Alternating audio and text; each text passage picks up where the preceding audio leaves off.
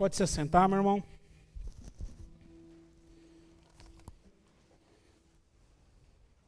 Abra sua Bíblia. Segunda carta do apóstolo Pedro. Nós vamos ler a partir do verso 12. Espero que você tenha aceito o desafio que lhe fiz semana passada, de ler toda a carta do apóstolo. Temos aí um mês pela frente, 3 capítulos. Creio eu que você consegue ler isso tudo num dia só. Então você pode ler várias vezes essa mesma carta. Nós estamos fazendo uma segunda exposição dessa série, e lembrando, trazendo à sua memória que quando Pedro escreve essa carta, ele está escrevendo para uma igreja que está sendo perseguida, uma igreja que estava sendo atingida, morta, por conta da loucura de um império. E aí Pedro ele escreve a esses irmãos que estão sendo perseguidos, lembrando, abalizando a fé deles, motivando a fé deles, colocando e pontuando motivos pelos quais eles não poderiam esmorecer na fé. Semana passada nós falamos que o primeiro ponto que Pedro levanta é o poder de Deus. Aqueles irmãos, mesmo perseguidos, mesmo morrendo, mesmo faltando grana, mesmo passando fome, eles precisavam lembrar que Deus tem todo o poder nas suas mãos, que Ele tem toda a autoridade nas suas mãos e que o poder de Deus deveria abalizar a fé deles. Hoje nós vamos falar sobre o segundo motivo que o apóstolo Pedro fala, e é justamente sobre a fé. A fé que nós devemos ter nesse poder, a fé que nós devemos depositar nesse Deus, porque e como a nossa fé vai nos ajudar. A Bíblia traz algumas definições de fé. Hebreus capítulo 11, verso 1 fala assim: a fé é a certeza das coisas que se esperam e a convicção de fatos que não se veem. Ou seja, há um conceito de fé. Nós temos que crer que Deus vai agir até mesmo quando nós não ponderamos alguma coisa, quando nós não imaginamos alguma coisa. A nossa geração tem resumida a fé, está resumindo a sua fé, na verdade, diante daquilo que os olhos podem ver. Preste atenção nas suas orações. Você está doente, você pede para Deus realizar a cura, porque é aquilo que é mais palpável para você. Está faltando algo na sua casa, você pede para Deus grana, porque é aquilo que é mais palpável para você. Então a nossa fé, ela começou a ser resumida diante daquilo que eu posso ter uma perspectiva. O autor de Hebreus, ele fala ao contrário. Fé é a certeza das coisas que você não vê, convicção de fatos que você não espera. Ou seja, é o agir de Deus de uma maneira que você não consegue nem ponderar como Ele vai agir, as ferramentas que Ele vai usar e quais as pessoas que Ele vai usar para estar ao seu redor e abençoar. O apóstolo Paulo, na sua carta aos Romanos, ele ainda fala um pouco mais sobre a fé no capítulo 10, quando ele fala assim, que a fé ela vem pelo ouvir, e ouvir a palavra de Deus. Romanos capítulo 10, verso 17. É outra questão que você precisa aprender sobre fé. Nós somos diferentes. Sim, nós somos, porque a nossa fé não está balizada na nossa relação com Deus. A nossa fé não pode estar balizada na minha relação com o Senhor. Então, muitos cristãos da nossa geração fazem isso, porque um dia eu orei, Deus respondeu, agora eu creio em Deus. Um dia eu orei às 2h, quando o ponteiro virou, e Deus respondeu, agora todos os dias, 2h, eu oro quando o ponteiro vira, porque Deus vai responder. Não é esse tipo de crendice que a Bíblia está falando. A Bíblia está falando de fé. Fé é você ouvir aquilo que Deus tem para falar. Fé é você acreditar naquilo que Deus pode fazer. E o meio pelo qual você obtém essa fé é a palavra de Deus. Não é através da pregação do pastor Rodrigo, não é através do seu ensino teológico, é através da palavra de Deus. Por isso, e isso deve envergonhar a nossa geração, nós somos já a geração que menos lê as Escrituras. Preste atenção nisso que eu vou te falar. Nós somos a geração que menos lê as Escrituras. E hoje você tem a Escritura no seu celular. Você não precisa nem ter o trabalho de acordar e abrir um livro de papel e ler. Você pode colocar um lembrete no seu celular. Para todo dia, 10h, quando você acorda, para aqueles que podem acordar a esse horário, você está lá e lê um versículo da Bíblia. Mas nós somos a geração que menos lê as Escrituras. Uma pesquisa feita pelo Instituto Billy Graham, no ano de 2016, demonstrou que essa geração de pastores, é a geração de pastores que menos lê as Escrituras. pregam coisas motivacionais, pregam situações vividas na sua própria experiência particular de fé e não pregam as Escrituras. E nós estamos falando de pastores, homens que, creio eu, foram para um seminário, creio eu, foram ordenados ao pastoreio e que têm como dedicação pastoral o ensino das Escrituras. Por isso que o apóstolo Paulo fala em Romanos capítulo 10 que a fé vem pelo ouvir e ouvir a palavra de Deus. Então talvez a sua fé está meio balançada, talvez você crê um pouco menos em Deus do que você cria antes, talvez é porque você não está debruçando o seu coração na palavra do Senhor. Vamos ler o texto então? Espero que você já tenha aberto. Por isso sempre terei o cuidado de lembrá-los destas coisas, se bem que vocês já sabem e estão solidamente firmados na verdade que receberam. Considero importante, enquanto estiver no tabernáculo desse corpo. O pastor Rodrigo estava pensando no almoço aqui, eu acho. Vamos voltar lá, gente. Considero importante, enquanto estiver no tabernáculo deste corpo, despertar a memória de vocês. Porque sei que breve deixarei este tabernáculo, como o nosso Senhor Jesus Cristo já me revelou. Eu me empenharei para que também depois da minha partida, vocês sempre sejam capazes de lembrar dessas coisas. De fato, não seguimos fábulas engenhosamente inventadas quando falamos a vocês a respeito do poder e da vinda do nosso Senhor Jesus Cristo. Ao contrário, nós fomos testemunhas oculares da sua majestade. Ele recebeu honra e glória da parte do Pai, quando da suprema glória lhe foi dirigida a voz que disse: Esse é o meu Filho amado, de quem eu muito me agrado. Nós mesmos ouvimos essa voz vinda dos céus, quando estávamos com ele lá no Monte Santo. Assim, temos ainda mais firme a palavra dos profetas, e vocês farão bem se a ela prestarem atenção, como a uma candeia que brilha em lugar escuro, até que o dia clareia e a estrela alva nasça no coração de vocês. Antes de mais nada, saibam que nenhuma profecia das Escrituras provém da interpretação pessoal, pois jamais a profecia teve origem na vontade humana, mas em homens que falaram da parte de Deus, impelidos pelo Espírito Santo. Como eu falei para você semana passada, se você observar esse Pedro que está escrevendo, é bem diferente do Pedro dos Evangelhos e bem diferente do Pedro de Atos. Perceba que esse Pedro já está com o coração mais contrito ao Senhor. Se você pegar do verso 12 até o verso 15, que é quando ele faz a ligação daquilo que estudamos semana passada com aquilo que nós vamos estudar nessa noite, Pedro começa a falar da sua partida. Ele já tem consciência que ele está para morrer. Ele tem consciência, como ele usa a expressão, que ele vai deixar este tabernáculo. E aí ele quer gastar esse tempo em duas verdades, em duas linhas pelo menos, né? Primeiro, no propósito de vida, no verso 13 e 14, dizendo, olha, eu sei que eu estou indo, eu sei que eu vou passar, mas eu fui chamado com um propósito. Eu fui impelido pelo Senhor com um propósito que é pregar o Evangelho.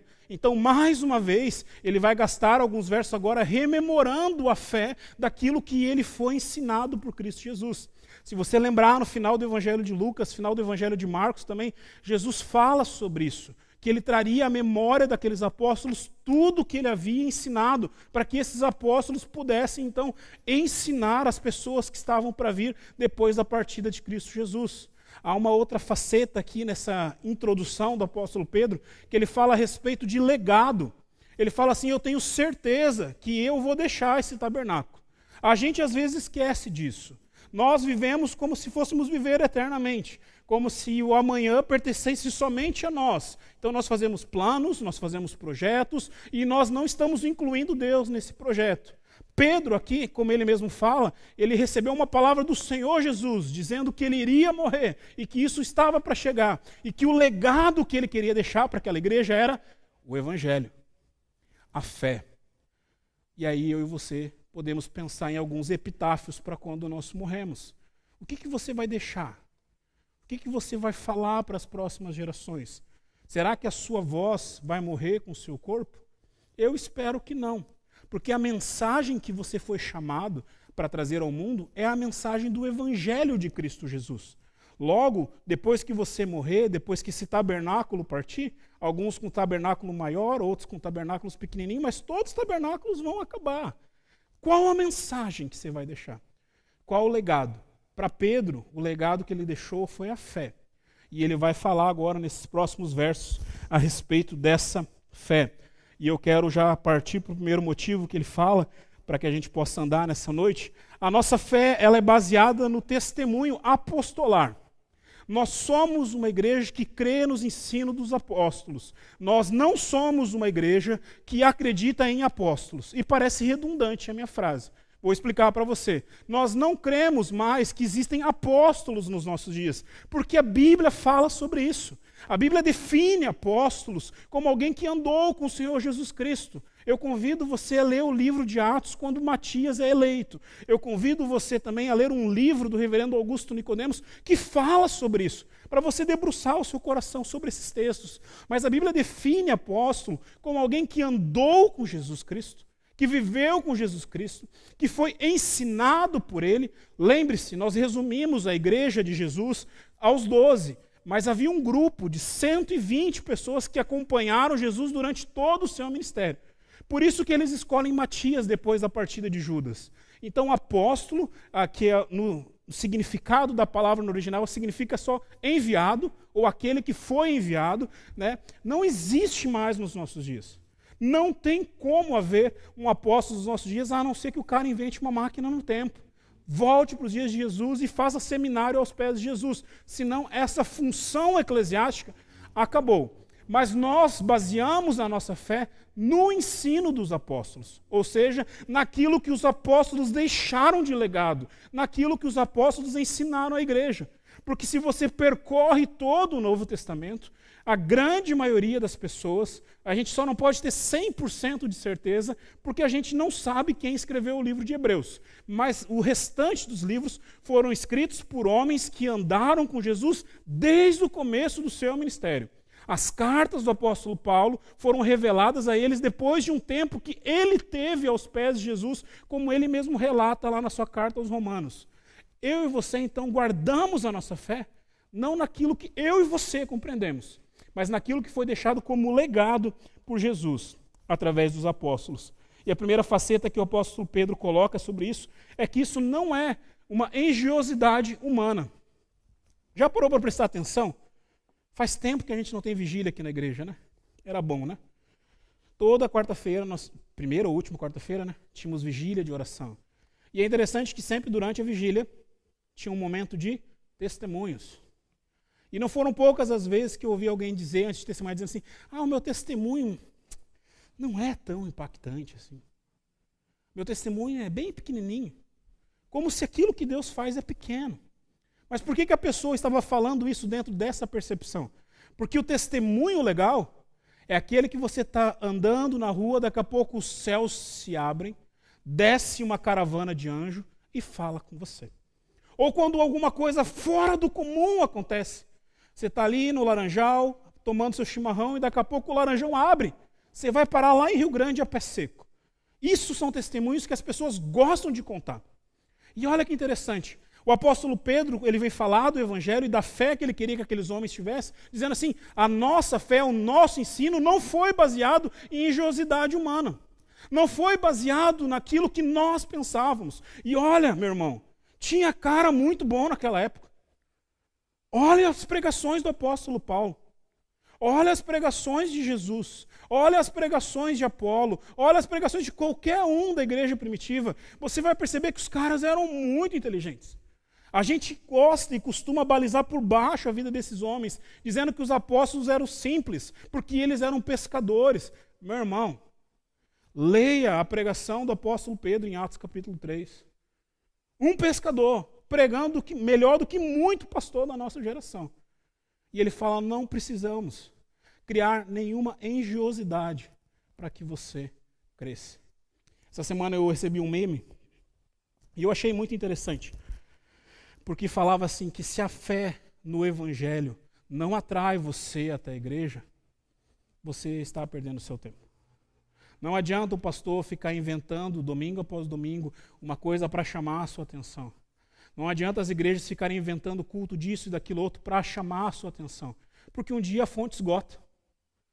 Um dia nós não temos mais nada para inventar, para chamar a sua atenção. E na verdade, nós como pastores, nós não estamos aqui para entreter você. Nós estamos aqui para pregar o Evangelho a você. Puro e simples. Para que você possa crer, sem engenhosidade. E é interessante que esse Pedro, ele está à frente do seu tempo, e por isso que eu fiquei tão apaixonado pelos escritos de Pedro, porque no século passado, o Evangelho foi criticado na academia, dizendo que os apóstolos haviam colocado os milagres de Jesus para que eu e você pudéssemos crer nele. Pedro já rebate isso 2000 anos antes, dizendo que não foi assim. Dizendo que aquilo que eles viram, verso 16, foi através daquilo que os seus olhos perceberam. E eu creio que ninguém, além de Pedro, Tiago e João, foram tão impactados pela presença de Jesus. Porque eu quero te lembrar, eu sei que você canta na escola dominical Pedro, Tiago e João num barquinho, você acha o máximo essa história. Mas para mim não é a história mais impressionante. A história mais impressionante dos evangelhos, contando a história desses 3 homens, é quando eles veem Jesus Cristo transfigurado. Em outras palavras, é quando eles veem Jesus Cristo na sua glória. É quando eles compreendem quem é aquele homem que está caminhando com eles. Tiago não teve muito tempo para falar. Logo no começo, depois da ressurreição de Jesus, já foi perseguido e morto. Mas Pedro e João foram impactados pela glória do Senhor. Aquilo que os olhos deles viram a respeito das ações daquele homem, impactou a vida deles de uma maneira tão grande que eles não puderam se calar. Eles não puderam ficar calados diante de uma perseguição. Eles precisavam falar a respeito da voz que eles ouviram descer dos céus. Eles precisavam falar do Cristo que foi transfigurado na frente deles. Eles precisavam falar da morte desse Jesus e como ele foi fiel até a morte. Eles precisavam falar desse Jesus Cristo que foi ressurreto, porque eles viram Jesus. E nós precisamos crer no testemunho desses homens. Todos os 12 foram mortos por causa do Evangelho. Aí você vai dizer, pastor, você está equivocado. João, ele morreu de velhice. Morreu de velhice depois de ter sido jogado dentro do óleo fervente, depois de ter sido preso em Patmos, depois de ter sido apanhado e surrado várias vezes. Eu não sei, acho que o primeiro super-homem foi João. Todos esses homens gastaram a sua vida para que o Evangelho fosse propagado. A nossa fé precisa, sim, ser baseada no ensino apostolar. Quebrando, então, aquilo que eu falei no começo dessa mensagem, se nós somos a geração que menos lê as Escrituras, se nós somos a geração pastoral que menos estuda as Escrituras, meu irmão, pelo menos os evangelhos você tinha que ler. Pelo menos as cartas do apóstolo Paulo você tinha que decorar uma delas. Filemão. Começa com Filemão e acaba em Romanos. Baita decoração. Decoração não existe, né? Mais uma gafe aí, pastor. Nós precisamos saber. Nós precisamos saber. Por quê? Senão a sua fé vai ser baseada nas suas ações. E deixa eu te contar um segredo. Você vai falhar. Se você não sabia disso, eu vou te falar essa noite. A sua fé vai falhar. A fé de Moisés falhou. A fé de Abraão falhou. Pai da fé. A fé desse Pedro que está falando aqui falhou. A fé de João falhou. A fé do apóstolo Paulo falhou. A fé de João Batista falhou também. Por que você acha que a sua fé não vai falhar? Nós precisamos ter a nossa fé baseada dentro dos ensinos que os apóstolos nos deixaram. Porque a palavra, ela permanece. Segunda ideia.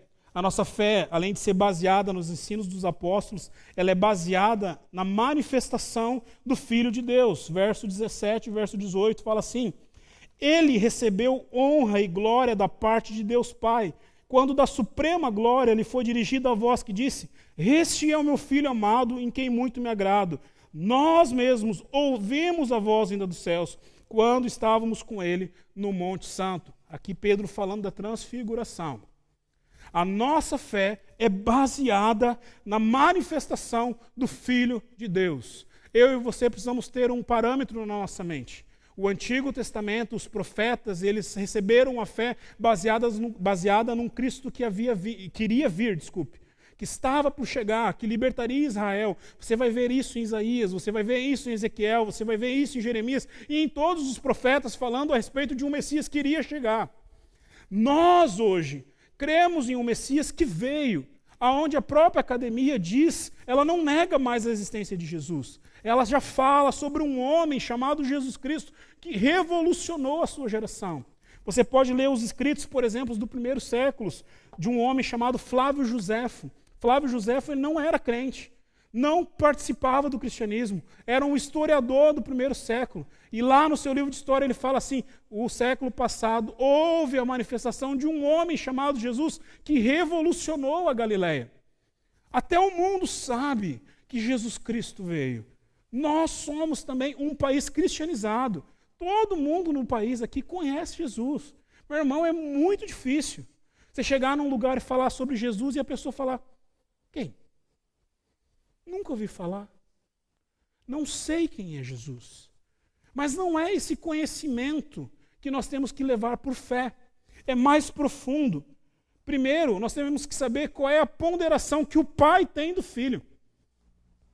E é Deus que define isso.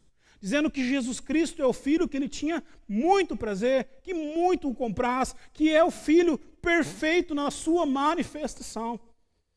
A manifestação do Filho de Deus modificou a história da humanidade pela ação de Deus entre nós.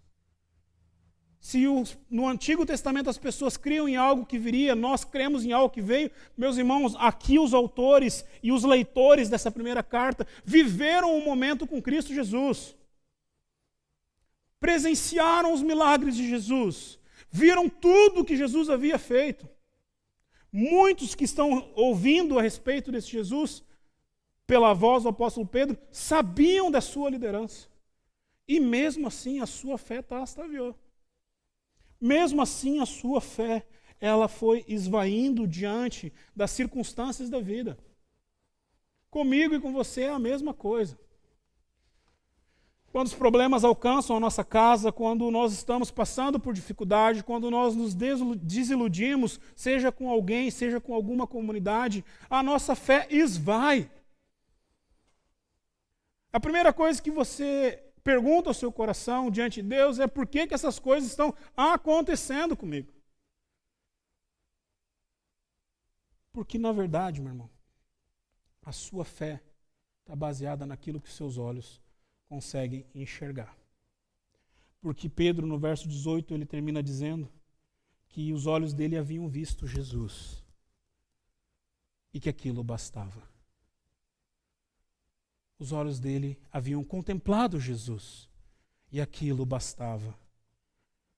A pergunta que eu te faço nesse segundo ponto é se isso basta para você. Será que a manifestação desse Jesus basta para você? É suficiente para você? Será que a cruz é suficiente para você? Tinha um corinho bem antigo, quem é da idade do presbítero Jaime vai lembrar desse corinho, que fala assim, quantas bênçãos dizem quantas são recebidas da divina mão. E viu como é que o pastor pesca os peixes? Lindo corinho, mas que incentiva a sua fé ser baseada naquilo que você recebe, naquilo que Deus pode fazer por você. Durante muito tempo, alguns anos atrás, eu vi muito adesivo de carro, até de presbiteriano, com a expressão, o melhor de Deus ainda está por vir. Já veio. A maior bênção que você precisava receber, já veio. É Cristo Jesus. É isso que Pedro está dizendo para essa igreja.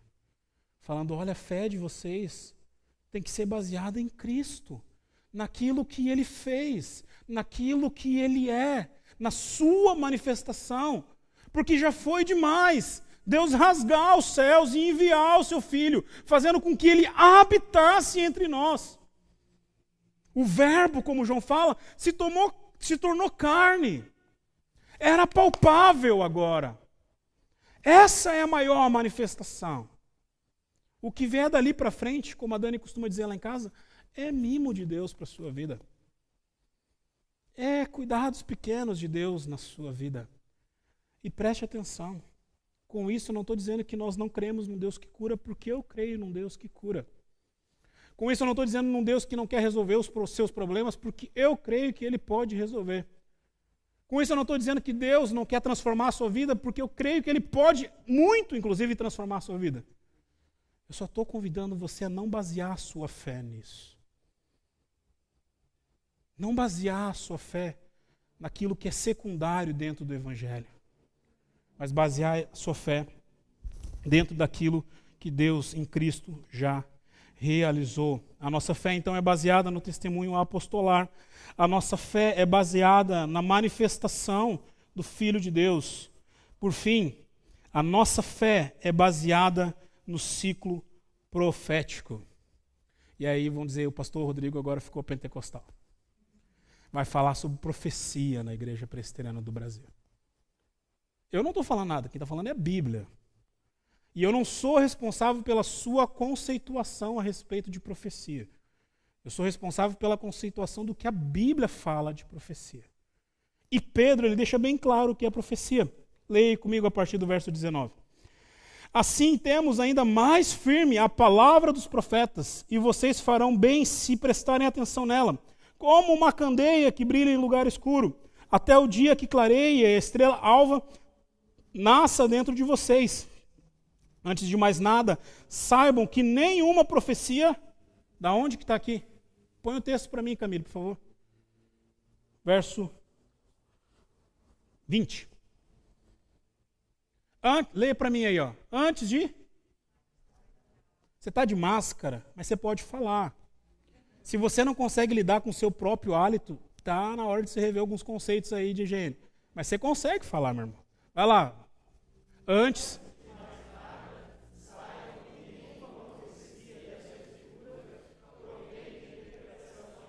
Da onde vem a profecia?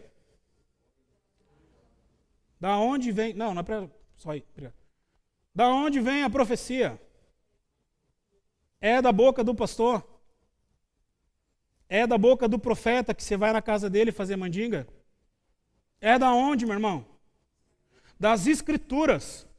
Por isso que na percepção reformada, as profecias já cessaram. E sabe por que elas cessaram? Porque você começa a observar no Antigo Testamento, elas apontavam para Cristo Jesus. As profecias do Antigo Testamento têm a ver com a figura do Messias que estava para chegar. Jesus veio, logo o Antigo Testamento se cumpriu em Jesus. Há novas profecias, sim, a partir do Novo Testamento, mas perceba que o próprio Deus coloca um ponto final nas profecias, porque ela vai até o fim. Não deixou nada em aberto. Jesus, ao chegar nessa terra, fala da reconciliação que nós temos com o Pai, e ele aponta agora para a nossa glorificação, porque são vários autores neotestamentários dizendo, um dia os céus vão se rasgar, um dia ele volta para buscar a sua igreja, um dia tudo que está aqui vai passar, como João fala em Apocalipse, não vai mais ter choro, não vai ter mais dor, não vai ter mais lágrima, nós vamos habitar diante de Deus. É lá que está a nossa fé. Não precisa de novas profecias. Não precisa. Não precisa de gente dizendo para você o que vai acontecer amanhã. Não precisa. Porque o amanhã a Deus pertence. Não precisa de pessoas julgando e pautando a sua vida diante de loucuras de homens. Não precisa. Porque agora nós podemos entrar sozinhos na presença de Deus através de Cristo Jesus. Toma cuidado, meu irmão. Toma muito cuidado quando você fala em nome do Senhor. As profecias estão nas Escrituras. E sabe por que você gosta de vir e ouvir o profeta? Porque você não gosta de ler a Bíblia. Você não gosta de ver Deus confrontar o seu coração através da sua palavra. As profecias são oráculos de Deus para o seu povo, verso 19. São coisas que estavam escondidas e que passam a ser reveladas. Deus pode falar, pode, da maneira que Ele quiser e como Ele quiser.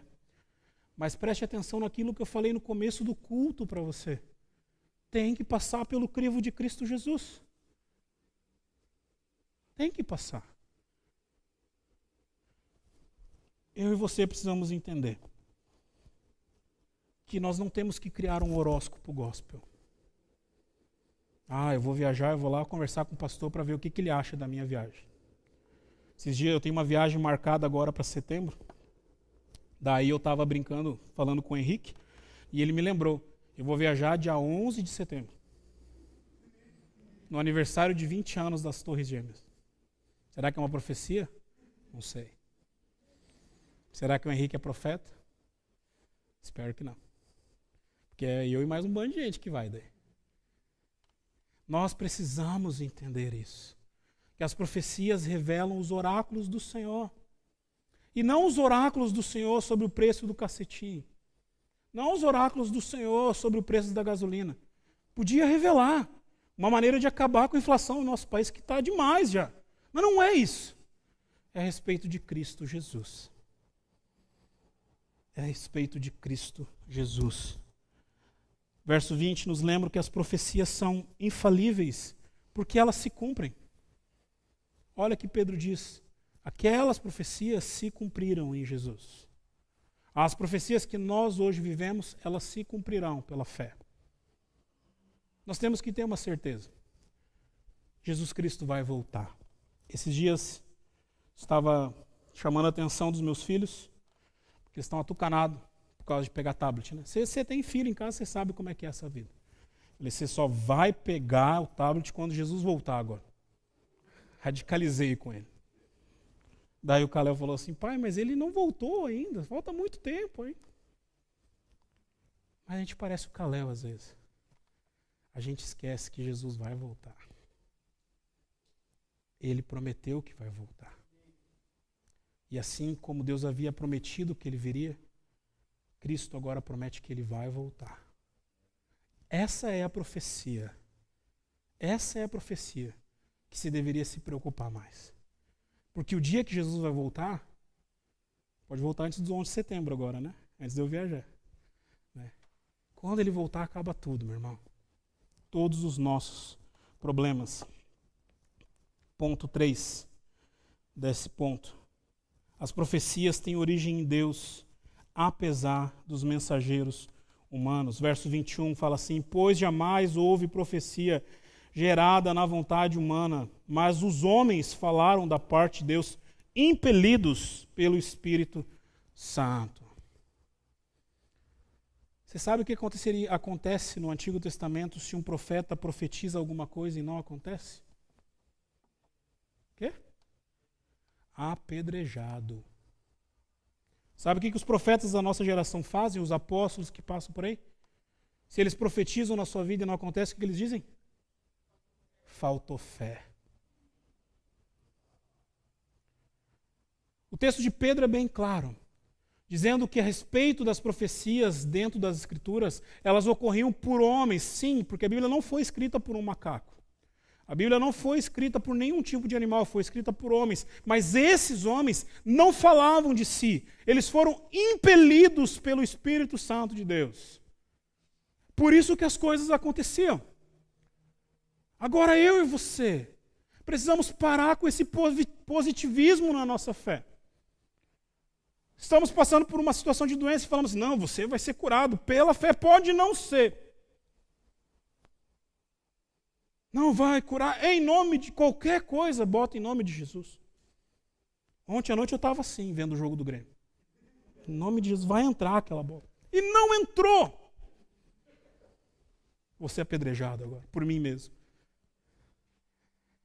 É homens que são impelidos pelo Espírito Santo de Deus. Nós precisamos parar de banalizar a fé. Nós precisamos parar de falar em nome do Senhor.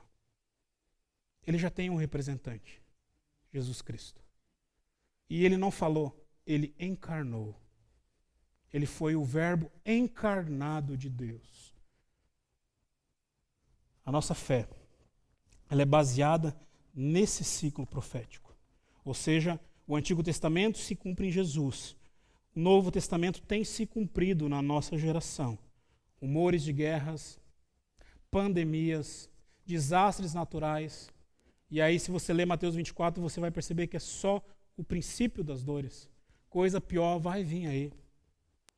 Mas ele vai voltar. O reverendo Hernandes, quando ele interpreta esse texto, ele trouxe uma frase que eu achei muito importante e queria deixar para vocês nessa noite. Os homens morrem, mas a palavra de Deus vive. As experiências passam, mas a palavra permanece. O mundo escurece, mas a luz profética resplandece cada vez mais. Portanto, o cristão que edifica a sua vida na palavra de Deus e que espera a vinda do Salvador, dificilmente será enganado por falsos mestres. Os homens passam. Experiência passa. Como é bom a nossa experiência com Deus, né, dona Nelly? A gente está ali orando, ouvir a voz de Deus, ler a palavra do Senhor. Não sei se já aconteceu isso com você. Você está lendo a palavra do Senhor e daqui a pouco o seu coração é quebrantado e você começa a chorar. Não é porque você lê bem, é porque o Espírito Santo está falando com o seu coração. Mas essas experiências também passam. Por isso que a fé, ela não pode ser baseada nas nossas experiências. Ainda mais, nós não podemos trazer para o coletivo aquilo que Deus realizou de maneira individual. Porque às vezes Ele está falando com você na sua fé, na sua maneira de perceber as coisas. Por isso o desafio que fica, depois de você ouvir uma mensagem como essa, é que a sua fé, ela precisa ser baseada naquilo que os apóstolos falaram a respeito de Jesus. A sua fé precisa ser baseada naquilo que eles ensinaram a respeito da manifestação de um Jesus que encarnou. E a sua fé precisa estar dentro desse contexto profético. E não de profetadas, mas desse contexto bíblico profético, onde há um Deus que fala e que cumpre. Se você fechar a sua fé nesse ambiente, eu tenho certeza que você vai começar a viver dias melhores. Pode faltar grana, mas você vai viver dias melhores. Pode faltar saúde, mas você vai viver dias melhores. Você pode ser tocado até pela morte, mas você vai viver dias melhores. Sabe por quê? Porque essa igreja que leu essa carta no primeiro momento estava sendo perseguida. E o apóstolo Pedro falou, vocês precisam voltar à fé de vocês. A nossa geração está numa geração de reconstrução. Depois dessa pandemia louca que nós estamos vivendo. Como é que está a sua fé? E eu quero te dar um momento para você orar nesse instante. Porque talvez a sua fé ainda está baseada naquilo que você viveu com Deus. Eu lembro de momentos que eu tive com Deus na minha juventude, na minha adolescência, e nossa, como era bom. Só que eu já vi que eu estou ficando velho porque isso já faz 20 anos. 20 anos. Talvez a sua fé é baseada naquilo que você viveu como comunidade.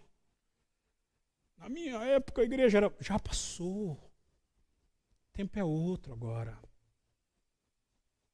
Qual é e como está a sua fé? E eu espero que ela esteja baseada na palavra. Porque daí passa pastor, passa profeta, passa tudo o que tem que acontecer. E o seu coração vai estar firme na palavra do Senhor. Feche seus olhos. Tenha um tempo aí com o Senhor.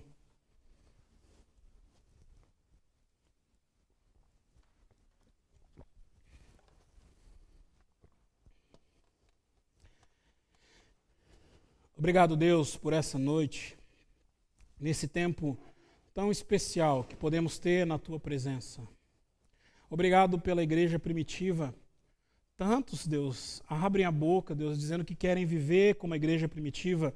Essa igreja estava sendo perseguida. Essa igreja estava sendo morta pelo Evangelho. Obrigado porque no meio dessa dor e desse sofrimento o Senhor levanta Pedro para reanimar os nossos irmãos. E talvez, Deus, nesse momento que nós estamos vivendo aqui, também estamos desanimados, também estamos tristes. Talvez, Deus, o luto tenha tocado a nossa casa, tantas coisas difíceis estão acontecendo. Por isso, anima a nossa fé novamente. Não por circunstâncias, mas pela Tua palavra. Pela Tua palavra, pela manifestação de Cristo Jesus. Entra nos lares, Deus, que nos ouvem nessa noite. Derramando do Teu Espírito Santo. Guardando o coração dessas famílias em nome de Jesus. A nós que aqui estamos, Deus, que possamos sair desse lugar refletindo sobre a Tua palavra. Para que possamos ter uma fé viva. uma fé eficaz, Deus, na transformação do nosso ser. Guarda o nosso coração. E agora, meus irmãos, que a graça do nosso Senhor e Salvador Jesus Cristo, o amor de Deus o Pai e a consolação eterna do Espírito Santo de Deus esteja com você e com a sua família desde o dia de hoje até o dia em que Ele há de voltar dentre as nuvens. É em nome dele que oramos, em nome de Jesus. Amém.